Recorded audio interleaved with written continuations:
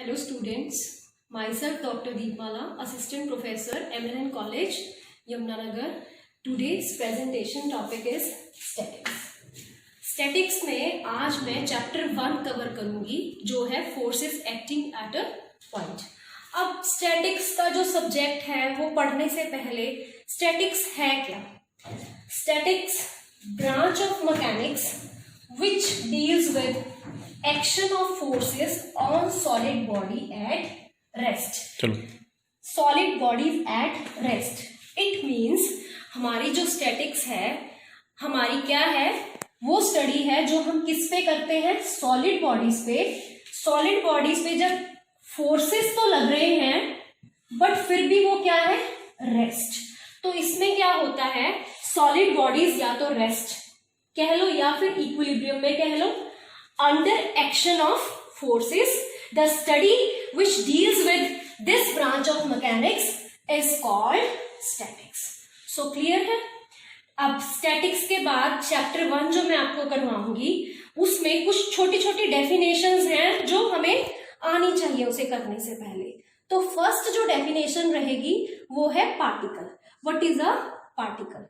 So particle is a portion of matter which is indefinitely small in size. That is हम उसकी length, breadth और thickness को neglect कर देंगे या हम उसे consider ही नहीं करते. और जब भी मैं particle को represent करूंगी mathematically, I will represent the particle with the help of point. So clear students? I will represent particle with the help of point. Next definition is rigid body. So a body is rigid if distance between any two particles of the body remains same or unchanged. This is important, under action of forces acting on it. It means वो body जो अपनी size और shape को change ना करे under action of forces, no matter उसके ऊपर कोई भी फोर्स लग रहा हो बट फिर भी वो अपनी साइज और शेप को चेंज ना करे, ऐसी बॉडीज को हम रिजिड बॉडी कहते हैं. और स्टैटिक्स में हम रिजिड बॉडीज को ही कंसीडर करेंगे. नेक्स्ट है आपके पास the most important definition, that is force. What is a force? So force is an action which when acts on the body changes or tends to change the state of rest or of uniform motion in straight lines. इसका क्या मतलब है?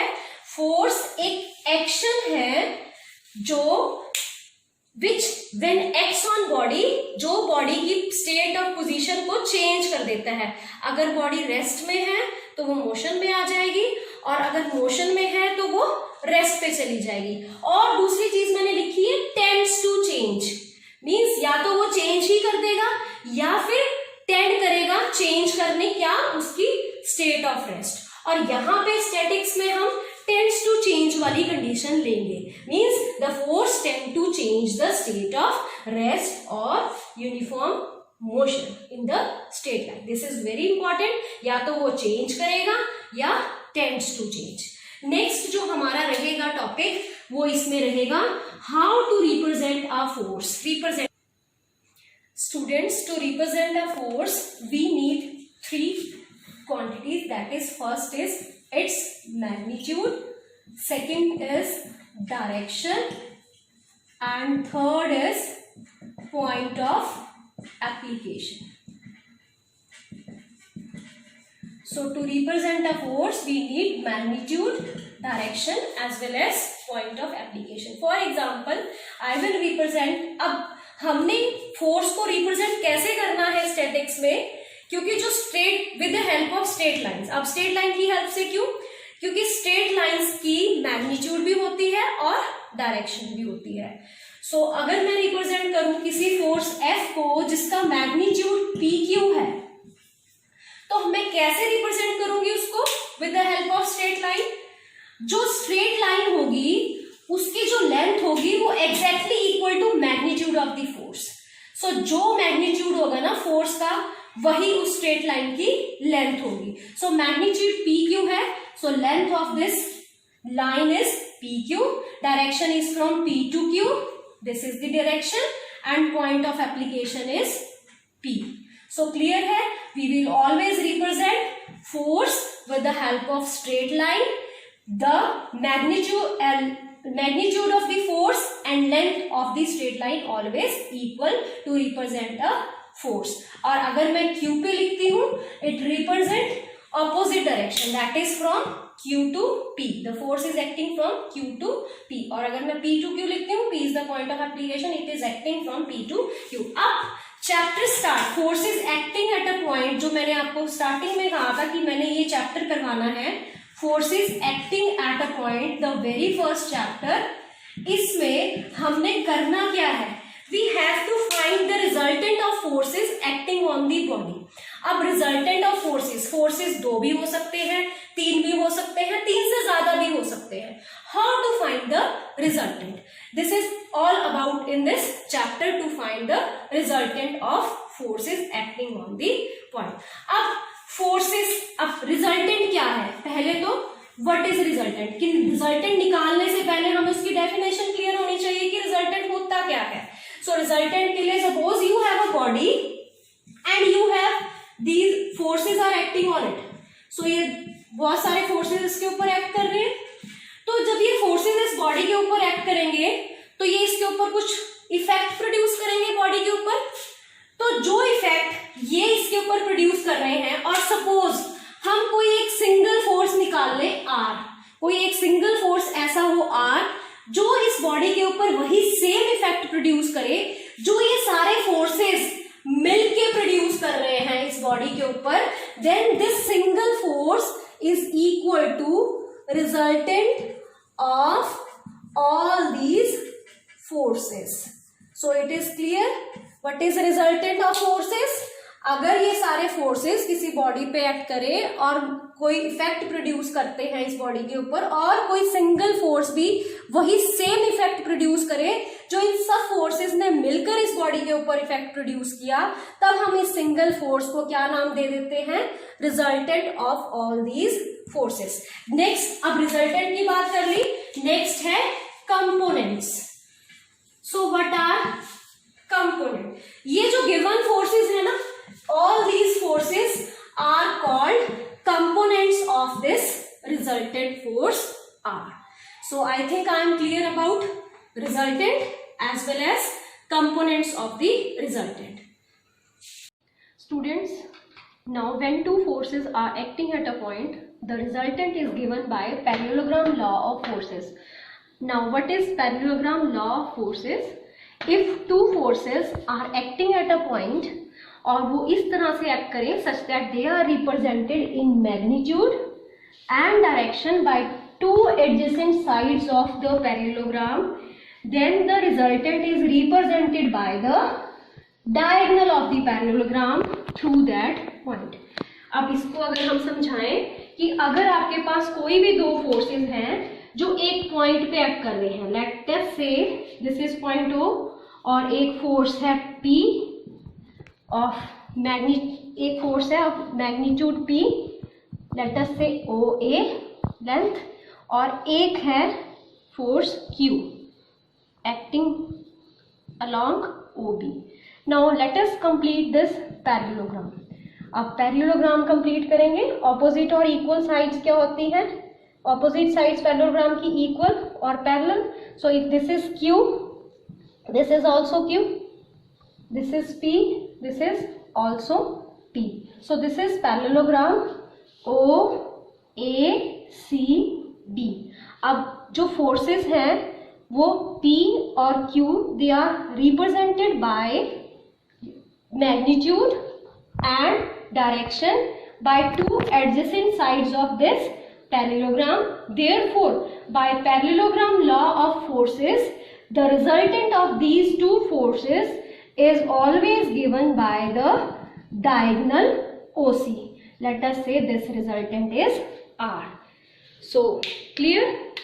Next, अब हमारी जो next topic रहेगा इसका वो ये रहेगा कि how to find this resultant now and how to find direction of the resultant. Direction means the angle which resultant makes with either of the forces, either P or Q.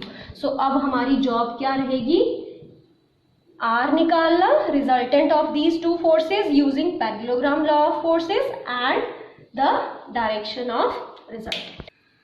Now article 1, to find magnitude and direction of forces P and Q acting at a point. Student, सबसे पहले आपने ये लिखना है कि let P be the force represented by side OA, Q represented by side OB. Complete this parallelogram OACB and the resultant is given by the diagonal of this parallelogram as shown in figure 1. So we have to find this resultant and this theta. Let the angle between P and Q be alpha. So हमने angle ले लिया, P और Q के बीच का जो angle है वो alpha है और R makes an angle theta with P. So सबसे पहले आपने ये सारा एक्सप्लेन करना है. उसके बाद what is R? R निकालने के लिए you have to make this construction, जो मैंने ये रेड से की है. I have drawn a perpendicular from point C on this line OA extended to point D. So अब इसके बाद in right triangle apply Pythagoras in this right triangle ODC. So in OC square is equal to OD square plus CD square. So mark this as 1. अब हमने OD निकालना है और CD निकालना है. अब देखो OD क्या है. OD in this figure 1 is equal to OA plus AD. OA का जो मैग्नीट्यूड है वो P है, ये मैंने आपको पहले भी बताया था कि आपने ये लिखना है, plus AD. Now we are left with only to find AD and CD. AD और CD निकालने के लिए हम इस राइट ट्राइंगल को कंसीडर करेंगे. दिस इज एंगल अल्फा, तो ये एंगल भी क्या होगा? Alpha. Corresponding angle parallel lines है. सो आपके पास consider now triangle, right triangle ADC. So what is AD upon AC? So AC का मैग्नीट्यूड भी किसके इक्वल है? एग्जैक्टली OB के इक्वल, बिकॉज पैरेललोग्राम है, opposite sides equal in length and parallel. अब 90 के सामने वाली साइड हाइपोटेन्यूज, एंगल के सामने वाली side perpendicular and this is base. So AD upon AC, base upon hypotenuse cos of the angle, so it is cos alpha. So AD is equal to AC cos alpha and AC का magnitude क्या है? Q. So it is Q cos alpha. Make it as 2. Next, इसी triangle में हम निकालेंगे what is CD. So CD in the same triangle, CD upon AD, AC, CD upon AC. So what is CD upon AC? CD is perpendicular, AC is hypotenuse, so it is sine of the angle alpha. So CD is AC, AC का magnitude है Q, so CD is Q sine alpha. So this has number 3. So now we have OD as, OD क्या आ गया आपके पास? इसमें put करोगे AD की जगह. सो OD आपके पास आ गया P plus Q cos alpha और CD आपके पास आ गया Q sin अल्फा. अब ये दोनों वैल्यूज हम यहां पे सब्स्टिट्यूट कर देंगे 1 में. So substitute the values in 1. Use these values in 1. So what is OC square? OC square is equal to P plus Q cos alpha का whole square plus CD square Q square sin square alpha. अब इसको open करोगे तो ये क्या आ जाएगा? Q square sin square alpha plus 2PQ cos alpha, and this is cos square alpha plus sin square alpha is 1. So we are left with what is OC? OC is equal to resultant R. So it is R square is equal to P square plus Q square plus 2PQ cos alpha. So what is R? Under the root P square plus Q square plus 2PQ cos alpha. So this is the resultant. निकालना है angle theta. So angle theta के लिए we have to consider the diagram. Tangent theta is, let us consider this triangle ODC, right triangle ODC. What is tangent theta? Tangent theta is CD perpendicular upon base. So it is OD. CD हमने निकाला था Q sin alpha और OD हमने निकाला था P plus Q cos alpha. So this is my direction tangent theta, where theta is the angle which resultant makes with force P. Students, आपने एक चीज का ध्यान रखना है, जैसे मैंने ये डायग्राम लिया है, आपने P को यहीं पे रखना है और Q को यहाँ पे रखना है. इसको माइंड में बिठा लो. थीटा क्या है? वो एंगल जो R P के साथ बना रहा है, और अल्फा क्या है? जो P Q के साथ बना रहा है. जो P और Q के बीच का एंगल है वो है अल्फा. जो रिजल्टेंट मेक कर रहा है P के साथ वो है थीटा. क्योंकि यहाँ पे कंफ्यूजन बहुत रहती है, what is alpha and what is theta. So alpha is the angle which acts between P and Q, and theta is the angle which R makes with the P. So what is the resultant of two forces acting at point P at point O? Under the root P square plus Q square plus 2PQ cos alpha. And what is the tangent theta? Angle Q sin alpha upon P plus Q cos alpha. अब अगर आप इस figure 1 को ध्यान से देखो तो यहाँ पे P और Q के बीच का एंगल अल्फा जो है वो एक्यूट है, जबकि ये ऑब्ट्यूस भी हो सकता है. ऑब्ट्यूस मीन्स ग्रेटर देन 90, और ये 90 भी हो सकता है. So let us consider the second case in figure 2, जहां पे मैंने अल्फा को क्या लिया है? Obtuse, greater than 90. So now how to deal with this? इस केस में हमारा रिजल्टेंट क्या रहेगा और थीटा क्या रहेगा? फिर से मैंने इसको करने के लिए, this is force P acting along OA, this is force Q acting along OB. So they are represented by adjacent sides of the parallelogram OACB, and therefore the resultant is given by the diagonal of parallelogram. This is also Q and this is P. So draw a perpendicular from C on this OACD. So this is 90, this is alpha, so this is 180 minus alpha, because आपके पास ये parallel lines हैं और parallel lines के बीच के जो angle का सम होता है वो 180 होता है. So let us now find what is resultant in this case. Now again in right triangle apply Pythagoras theorem. In right triangle OCD, so we have OC square is equal to OD square plus CD square. Again mark this as number 4, I think 3 तक हम mark कर चुके हैं. What is now OD? OD is here. OD is OA minus AD. So हमने AD निकालना है और CD निकालना है.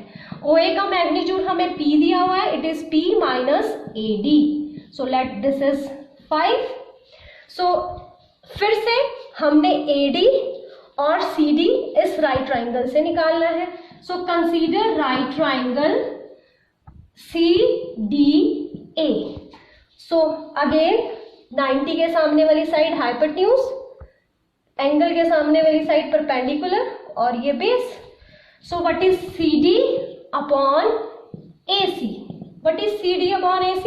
This is CD, this is AC, perpendicular upon hypotenuse. So it is sine of the angle 180 minus alpha. And sine of 180 minus alpha is sine alpha.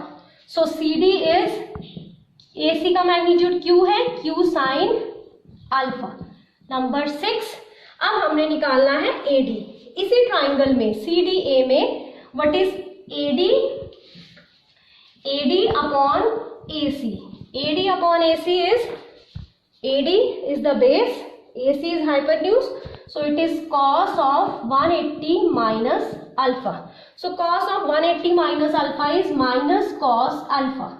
So it is AD, AC का magnitude क्या है, Q, so into Q, so it is AD is equal to minus Q cos alpha. This is 7. So we have OC square is equal to OD square plus CD square. So put the value of OD. OD is P minus AD. अब AD क्या है, AD आपके पास है minus Q cos alpha, तो OD क्या आ गया, again P plus Q cos alpha का square. और CD क्या है, हमने यहाँ पे निकाला है 6 में, it is Q sine alpha. तो अगर आप ध्यान से देखो ये फिर से सेम ही आ गया.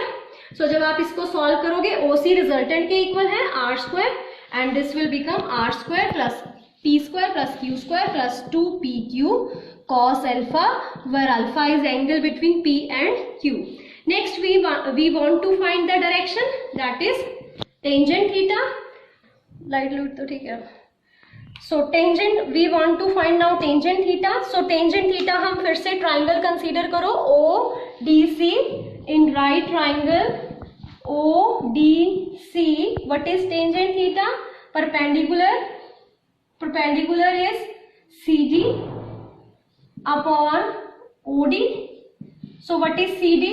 CD हमने निकाला है Q sin अल्फा, और OD हमने निकाला है P प्लस, यहाँ पे P माइनस AD था, AD था minus Q cos alpha, so it becomes P plus Q cos alpha. So अगर आप फिर से देखो हमारे पास टेंजेंट थीटा भी वही सेम आया और रिजल्टेंट भी सेम आया. सो इट मीन्स अल्फा हमने एक्यूट लिया तब भी सेम रिजल्टेंट है, ऑब्ट्यूस लिया तब भी सेम रिजल्टेंट है. सिमिलरली थीटा भी हमारे पास सेम है. Next case 3, when angle between P and Q is 90, means they are perpendicular to each other. P और Q के बीच का एंगल कौन सा था, alpha. So what is the resultant now? R is under the root P square plus Q square plus 2PQ cos 90. Cos 90 is 0. So R is under the root P square plus Q square. And what is theta? Tangent theta is Q sin 90 is 1 upon P plus Q cos alpha is 90 is 0. So it is Q upon P. So when they are perpendicular, resultant is under the root P square plus Q square, और theta is Q upon P. फिर से अब यहाँ पे मैं फिर से वही सेम रिपीट करूँगी कि अल्फा जो है angle between P and Q है, थीटा जो है angle which resultant makes with force P. सो जब भी आप क्वेश्चंस करोगे आप P को यहीं पे रखोगे और Q को इस तरफ. अब P और Q कैसे चूज करोगे वो मैं आगे बताऊंगी आपको. So let us come to the special cases of this article. शुरू करो. Let us come to the special cases. Case 1, when forces are equal, P is equal to Q, then what is the resultant? Resultant is under the root P square, Q square की जगह भी अब हम P square लिख देंगे plus 2PQ, P square cos alpha. So it is 2P square common 1 plus cos alpha. What is 1 plus cos alpha? 2 cos square alpha by 2. So it is 2P square into 2 cos square alpha by 2. So we will get 2P cos alpha by 2 is the resultant when forces are equal to each other. And let us see what is the direction, that is angle theta which R makes with which force P. So it is Q क्या था, Q sin alpha था, Q की जगह भी हम P लिख देंगे, P sin alpha, और नीचे क्या था P plus Q cos alpha, P plus P cos alpha. So it is sin alpha upon 1 plus cos alpha. Sin alpha को 2 sin alpha by 2, 1 plus cos alpha को 2 cos square alpha by 2. So it is tangent alpha by 2. So tangent theta is tangent alpha by 2. So theta is alpha by 2। सो अगर हम इसको diagrammatically देखें तो क्या आया हमारे पास, पहले जो फोर्सेस पी क्यू आपके पास थे, ये P ये Q acting at point O, अब P is equal to Q हो गया और दिस इज दी पैरेललोग्राम। तो जो रिजल्टेंट, ये एंगल आपके पास था अल्फा, जो रिजल्टेंट है वो एग्जैक्टली इसके बीच से पास कर गया, इसके मिड से, ठीक है, यही हो रहा है। ये आपके पास थीटा क्या आ गया, अल्फा बाय 2। सो ये दोनों पार्ट इक्वल हो गए, this is alpha by 2 and this is alpha by 2, total is alpha. तो ज्योमेट्रिकली इसका ये मतलब है कि अगर दो फोर्सेस इक्वल हैं तो जो रिजल्टेंट है वो एग्जैक्टली एंगल को बाइसेक्ट करता हुआ जाएगा। अब नेक्स्ट जो स्पेशल केस है वो है when P is greater than Q, अगर P Q से बड़ा हो जाए, ठीक है, अगर कोई भी एक फोर्स दूसरे फोर्स से बड़ा हो जाए। Consider the case where P is greater than Q, adding Q cos alpha both sides. So same quantity add कर रहे हैं, कोई फर्क नहीं पड़ेगा, sign will remain same. Now dividing with Q sin alpha both side. Again positive quantity से divide कर रही हूँ, inequality will remain the same. Now take reciprocal. जैसे ही हम reciprocal लेंगे, जो sign है that will get change. So it will, ये greater है तो यहाँ क्या आ जाएगा, less. So it is Q sin alpha upon Q plus Q cos alpha. So what is Q sin alpha upon P plus Q cos alpha? This is tangent theta and it is less than sin alpha upon 1 plus cos alpha. Sin alpha को फिर से 2 sin alpha by 2 cos alpha by 2 और 1 plus cos alpha को 2 cos square alpha by 2, जब solve करेंगे we will get tangent alpha by 2। सो क्या result आया, theta is less than alpha by 2। अब इसको अगर हम समझें तो क्या है ये, पहले जब फोर्सेस इक्वल थे तो जो रिजल्टेंट था वो एग्जैक्टली इनके बीच से पास कर गया, थीटा भी अल्फा बाय 2 और ये भी अल्फा बाय 2। अब क्या हुआ, थीटा जो है वो less than alpha by 2। So theta less than alpha means ये जो थीटा अल्फा बाय 2 था, अब थीटा जो है इससे कम हो गया। तो आप ये देख सकते हो चेंज, थीटा कम हो गया, इट मीन्स ये हो गया अब theta which is less than alpha by 2। सो अगर आपके पास P ग्रेटर देन Q है तो हमारा जो रिजल्टेंट है वो किसकी तरफ शिफ्ट कर रहा है, ग्रेटर फोर्स की तरफ, ठीक है।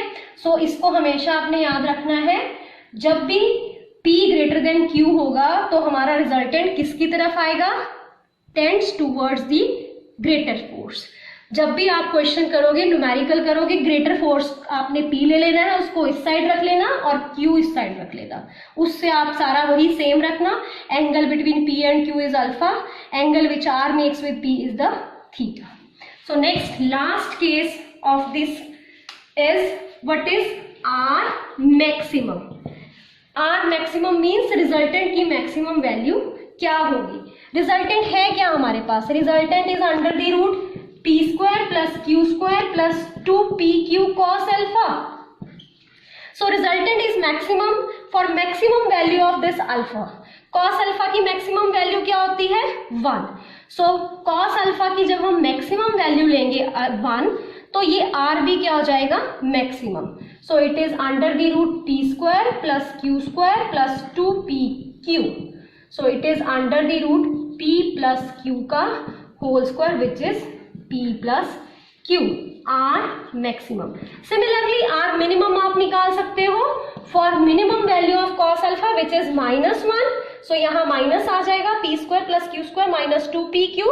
So आपके पास क्या बनेगा, P minus Q whole square which is P minus Q.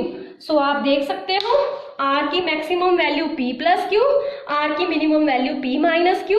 तो जो भी आपका आंसर आएगा वो P प्लस Q से ज्यादा नहीं हो सकता और P माइनस Q से कम नहीं हो सकता, इसके बीच में ही लाई करेगा। सपोज P इज 14 और Q 8 है तो आपके पास 14 प्लस 8 और 14 माइनस 8 के बीच में ही आपका आंसर लाई करेगा। So this completes the whole article with special cases. So मेरा जो नेक्स्ट इसके न्यूमेरिकल्स होंगे I will cover in the next video. Till then take care.